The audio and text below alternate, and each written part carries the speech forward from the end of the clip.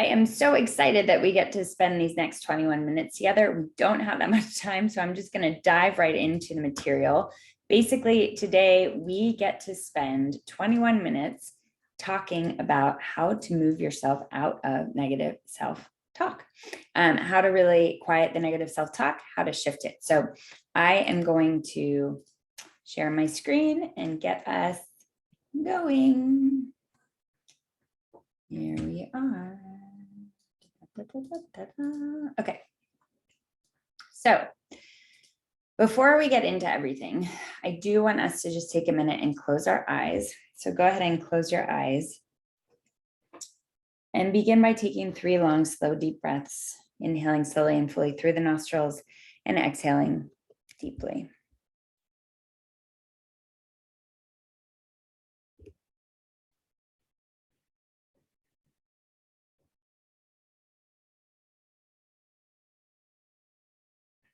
And you can let your breathing return to its natural rhythm. There's no need to force or control the breath. Just let it be natural, let it be easy. And I want you to call to mind a moment where you were really hard on yourself, where you talked to yourself in a way that was really hurtful. You were maybe angry at yourself. You were beating yourself up. This could have been 5 minutes ago, potentially. This could have been 10 minutes ago. It could have been a week ago. Just find that moment and pay attention to the language that you're using, where you are, who you're with, or maybe you're alone.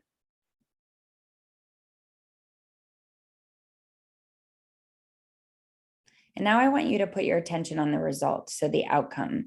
Were you angrier after this? Did you feel more frustrated? Were you sad? Did you have to walk away from what you were doing? Did you kind of like throw the pen across the table and collapse back and think, what's the point? There's no point.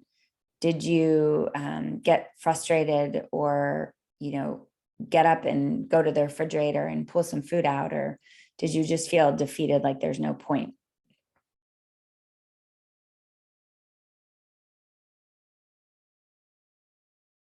And now let this image go.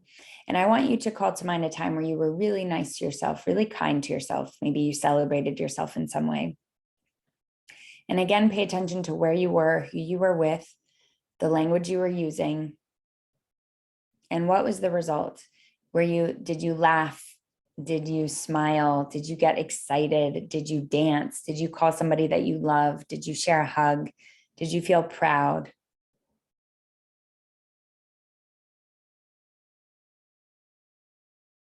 And let this image go. And take a few deep breaths, just coming back into your body. Circle your wrists, circle your head, roll your shoulders up, back and down, and blink your eyes open, noticing the shapes and colors around you. And now what I want you to do, and you can pause me while you do this, is I want you to finish the stems of these sentences. If I dealt with myself more compassionately, I would, things would, people would. When I treat myself with rejection, I feel, I would. I want you to finish the stems of these sentences, and you can pause me and do this. And the reason why I'm opening this talk this way is because I really want you to see firsthand how powerful our language is, that the way that we talk to ourselves really does dictate the way that we engage with ourselves and those in our lives and our environment. We can, talk to ourselves in ways that create more connection and intimacy and excitement and fun within our relationships, or we can talk to ourselves and create more exhaustion, frustration, worry, insecurity, jealousy, envy in our relationships. So I really want you to be able to see how powerful your language is, because it is, and you are very powerful. So we don't have much time, so I'm just going to keep diving into the material. So how negative self-talk is holding you back. That's the first thing we're going to be talking to. Then we're going to talk to the 4 steps to quiet the negative self-talk. So before we get into it, I definitely want to tell you a little bit about why you should listen to me, because it would be a waste of time pretty much if you didn't know that I know what I'm talking about. So I have been where you are. I am still in that place of practicing daily, shifting out of my negative self-talk and quieting the negative self-talk. And, I used to really be down on myself, beat myself up, was extremely judgmental, very critical. And I often just would compare myself to other people and feel less than, and talk to myself in a way that would put me down at every opportunity that I got.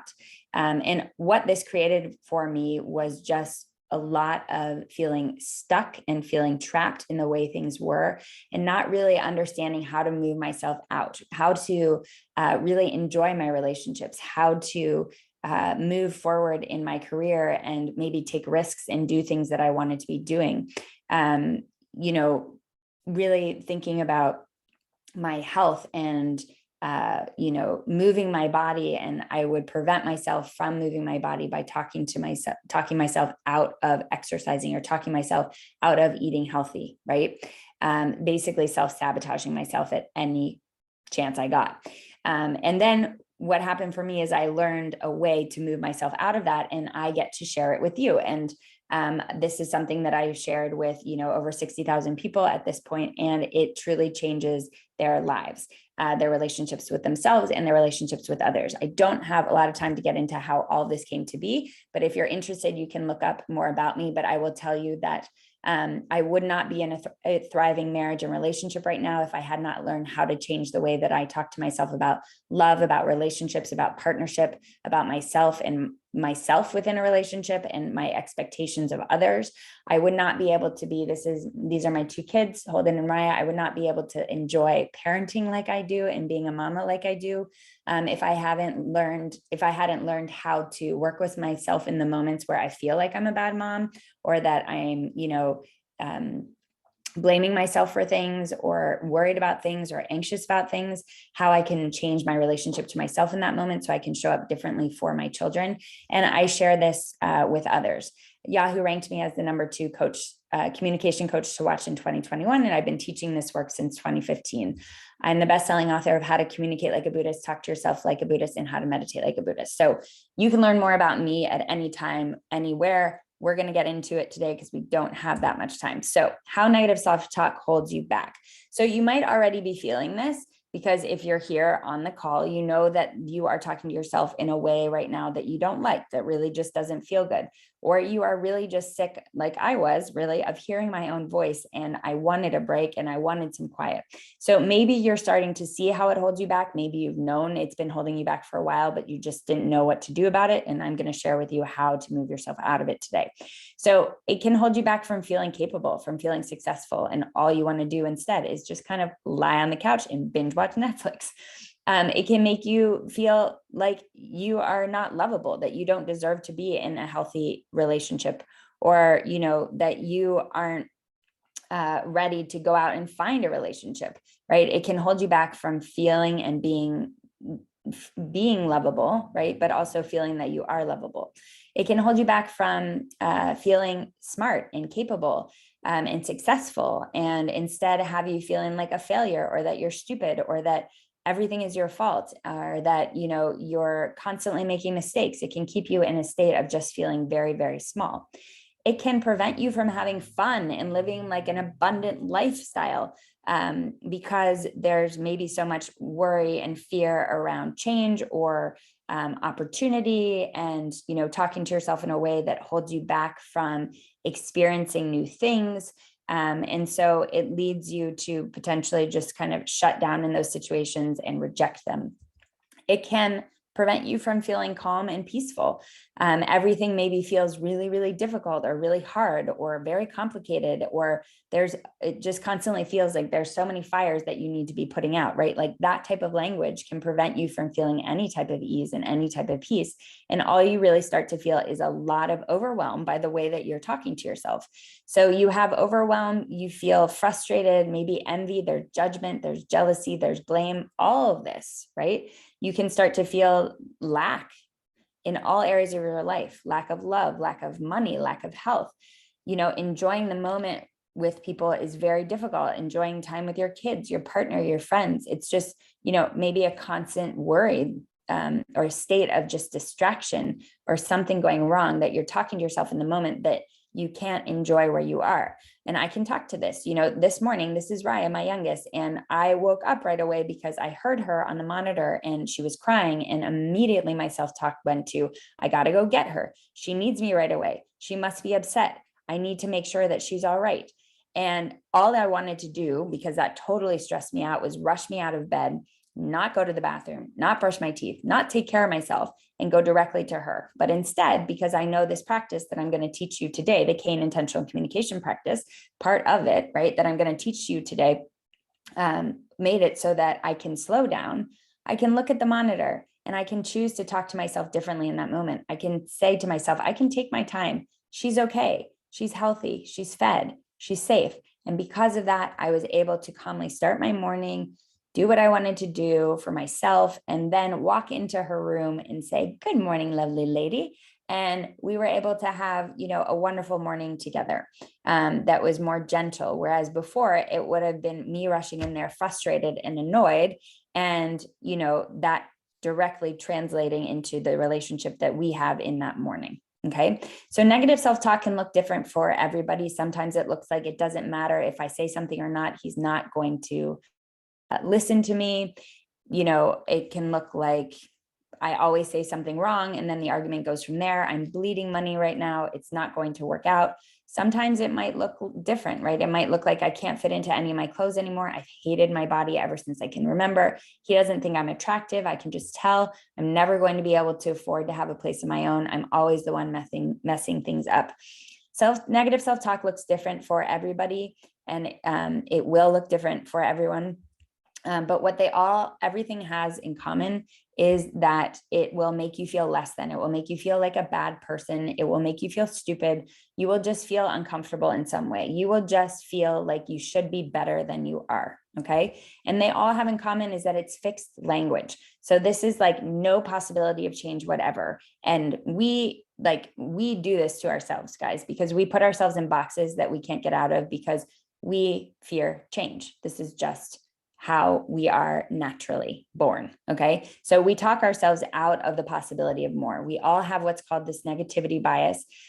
So you could get praise from over like 100 people, and then one person is going to say something critical, and you're just going to focus on that one person, right? And that negativity bias really prevents us from believing that more is possible for us. So we are constantly going back to what we know, which is the negative self-talk that creates more of the same for us, more of that stress, more of that overwhelm, more of that feeling of lack. So here's what the Kane intentional communication practice shows you, though, is that your negative self-talk is it's showing up to give you possibility to change, to show you that more is really possible for you. So I'm happy to say really that after working with our students, they start being kinder to themselves and they learn how to change the way that they talk to themselves, which then leads to being able to express themselves more and ask for what they need. And that changes their relationships and perspective. So it makes things easier. It changes their relationships with their bodies from disgust to nurture, from, money, from, lack to abundance, from in love, from anger and disconnection to reconnection and ease. And it really gives you this opportunity to change how you show up in your most important relationships. So what I want you to do right now, and you can pause me again, I want you to take a piece of paper and I want you to write down the following kind of buckets: relationships, physical appearance, work, finances, personal development, hobby, spiritual path. And I want you to identify 2 to 3 phrases that you hear yourself saying again and again that have you feeling less than, that make you feel like you should be better or you should be doing something differently in these areas, right? Or things that are not going to happen for you. Over and over, the loop that you play around these things, I want you to write them down, okay? And I want you to identify what they're preventing you from having in your life. What are they preventing from happening in your life, keeping you far away from? So pause me and do this and then come back. Okay, you're back. So you have the phrases. And now you can see potentially what these phrases are holding you back from. And before I get into the steps that we're going to get into about quieting the negative self-talk, I just want you to know how normal this is. Because remember the negativity bias that I mentioned earlier? So as humans, we have this negativity bias and we focus on the negative. And in 2005, the National Science Foundation, they published an article regarding research about human thoughts per day. And the average person has about 12,000 to 60,000 thoughts per day. Of those, 80% are negative and 95% are exactly the same repetitive thoughts as the day before, and about 80% negative. So this is our default way, guys. So that means that we actually have to learn a new way of interacting with ourselves if we want to create more ease in our lives and health in our bodies. Calm mind, calm body. Stressful mind, disturbed body. How do we get a calm mind? By talking to ourselves in a way that is helpful and kind and honest. How do we get a stressful mind? By talking to ourselves in ways that are hurtful and create more discomfort. So to make our lives easier, we need to create a new relationship with our negative self-talk. So let's get into the first step of quieting the negative self-talk. And here we go. So the first step is to listen. The most important step in quieting your negative self-talk is to become aware of it. And it is really subtle, you guys. Sometimes we start working with students and they're like, I don't talk to myself in a negative way. And then after a week or two of listening to themselves, they are surprised because, again, it shows up very differently for everybody. Okay. And so the first practice is to start to listen to your language, to your stories, how you're talking to yourself. And I'm going to highlight for you the 7 types of negative self-talk that you want to watch out for. So you're going to watch out for overreaction. When you go into those modes of like, everything is terrible, this is the worst possible scenario. This happens to me all the time, right? When you get into overreaction, you know that you are in negative self-talk. When you get into personalization and everything is your fault, I'm responsible for this, everything is my fault, I'm the one to blame. When you go into that mode, you are in negative self-talk. Absolute language. I'm a bad person. I always show up late. I never have been good with money. I will never have a relationship that, feeds my soul, right? When you get into absolute language, when it's fixed and you can't move, that is negative self-talk. When you get into assumption, he thinks I'm not good enough. My boss thinks that, I'm not going to be able to make the deadline. Can you believe that she thinks that, I'm afraid to put myself out there? Assumption, 100% negative self-talk. Okay. Expectation. This isn't how it's supposed to be. I should be married with kids right now. I should be making more money right now. I should be, on a beach right now. And instead I'm, grinding away at my day job. Expectation, reality. Okay. When you start to hook into those, I'm supposed to be, I should be doing, negative self-talk. Comparison. Why can't I be like Jenny, who lives down the street, who wakes up in the morning and she works out and she's smiling all the time and she's happy and she's talking to this person and she just seems so open and so lovely. Once you start to compare yourself to other people, you are in negative self-talk land. Okay. Regret. If only this hadn't happened. If only I hadn't gotten divorced. If only I had paid off my credit card debt, right? If only I had taken that guy up on his offer 3 years ago to join him in his business. Any type of regret, that is blaming yourself, that is shaming yourself, that is putting yourself down. Okay. Negative self-talk. Second step, explore. After you start listening to yourself and becoming familiar with the way that you talk to yourself, you have to explore where it comes from, because the negative self-talk, it's always coupled with a judgment and it comes from somewhere. So it either comes from a past experience. Maybe, you were in 6th grade and, you went to a school dance and people, as you walked by, said thump, thump, thump. And you took that to mean that you were overweight. And since then, you have basically been telling yourself that you are overweight and that, you are unattractive. That could be from a past experience. Societal influences, movies, social media, magazines, culture. What is it telling you about yourself? What is it saying to you about who you are? How is it changing the way that you're talking to yourself about yourself? Scarcity, lack, right?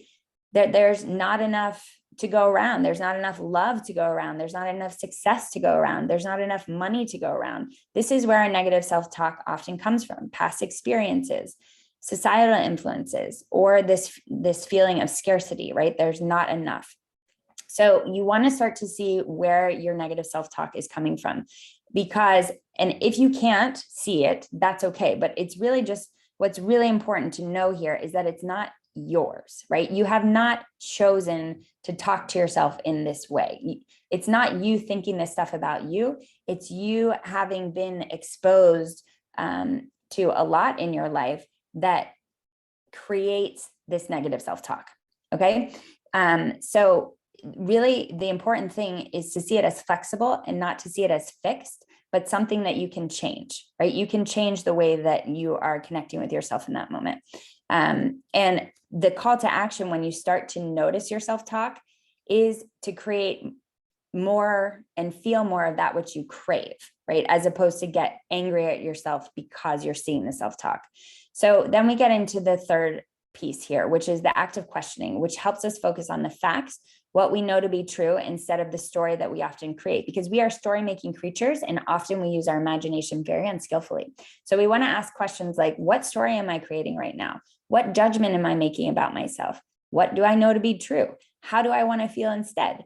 You know, if I'm feeling like a failure and I'm feeling irresponsible and I'm feeling invisible, how do I want to feel instead? And what steps can I take to make myself move more toward that? What am I making this mean? Am I making it mean more than it does? Right?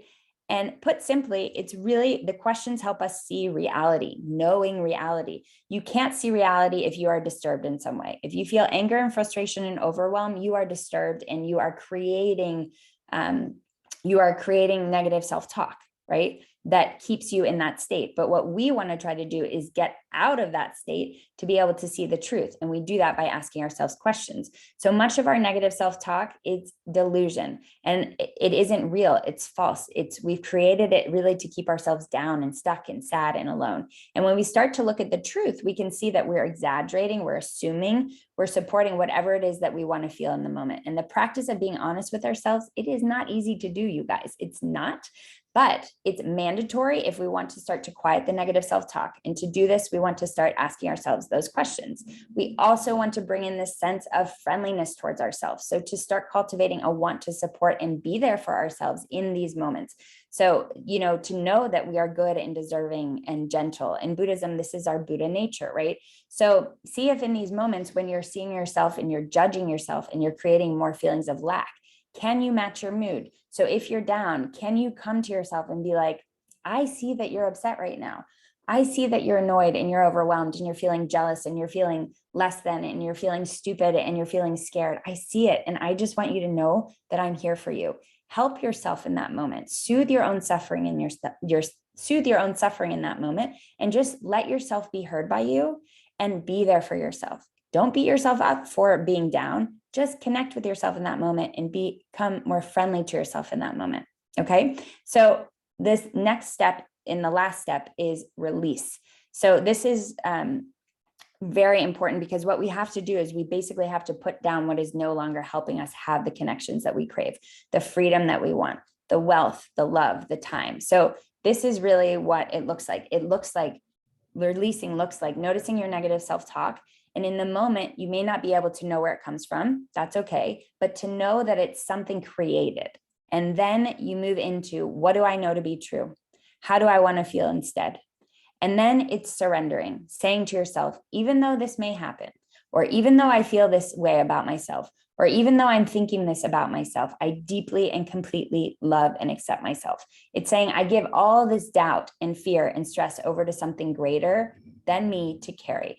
It's then moving your attention to that which you want, or that which is going to move you more in the direction you want to go.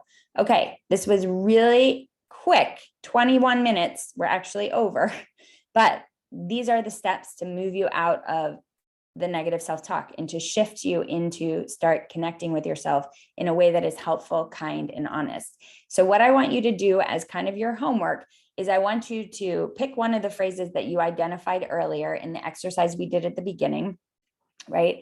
And I want you to identify, you know, all the pieces that we talked to, okay? So you've got the phrases. I want you to identify where it comes from. I want you to start asking yourself questions about it to move yourself out of the negative self-talk so that you can start to change it. And then I want you to release it. Okay. So basically you're going to release this over to something greater than you. You're going to put it down, you know, and you're going to say, I deeply and completely love and accept myself. Even though that might happen right now, I'm safe and healthy, right? I'm smart. All the things, I deeply and completely love and accept myself. Okay. So we now know what holds us back, the practice to quiet it. And so in this moment, what you guys have is steps. right? That you can start to take to move yourself out of the negative self-talk, to quiet the negative self-talk.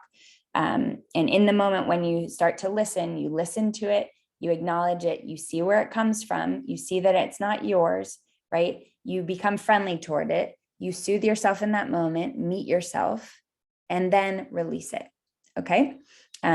So I hope that this was helpful for you. And I'm excited to, connect with you if you are interested to find out more about the work that we do in the Kane Intentional Communication Institute. Mwah! Lots of love.